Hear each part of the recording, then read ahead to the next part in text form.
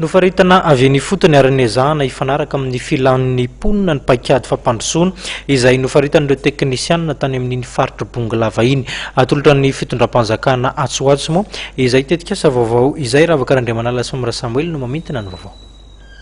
Efa voarafitry ny ekipa ny faritra Bongalava sy ireo teknisianina ao amin'ny paikady fampandrosoana ny faritra atolotra ny fitondram-panjakana izany araka nambaran'Andriamatoa Andry Vorsoa tafita Aurélien Pascal lehibe ny faritra Bongalava. Misy ny lara-pameana voafaritra ao anatin'ity paikady ity.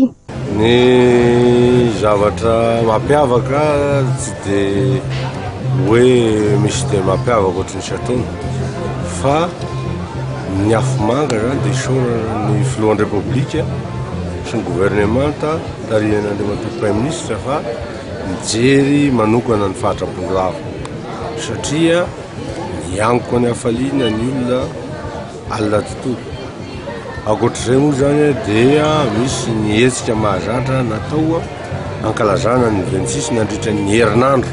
Nanamarika ny fety fahatsiarovana ny tsingeritaona fa 450 taona niverenana ny fahaleovantenan'i Madagasikara ny faritra Bongalava ataka ireo faritra hafa teto Madagasikara.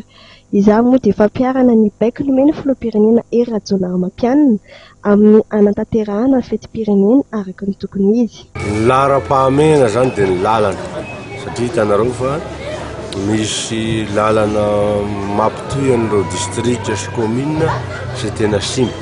Fandriampahalemana moa dia efa miezaka mametraka azy ny rehetrarehetra tsy lehibe mifaritra ihany fa ny rehetrarehetra dia lalana dia mangeo fandriampahalemana teny momba ny ankizy kely mianatra dia zay no zavatra ohatr'izay satria ny zanakitsika mbola be dia be no mipetraka amin'ny tany tsisy sekoly mipetraka mianatra ny an-tranon'olona dia zay ny tena lara-pahamehana voalohany. Nandritra ity herinandro ity dia nisatrany ny hetsika efa noman'ny komity mpanomana nahitana avy amin'ny faritra Bongalava sy ny komina Ambonivohitra Tsoamandidy.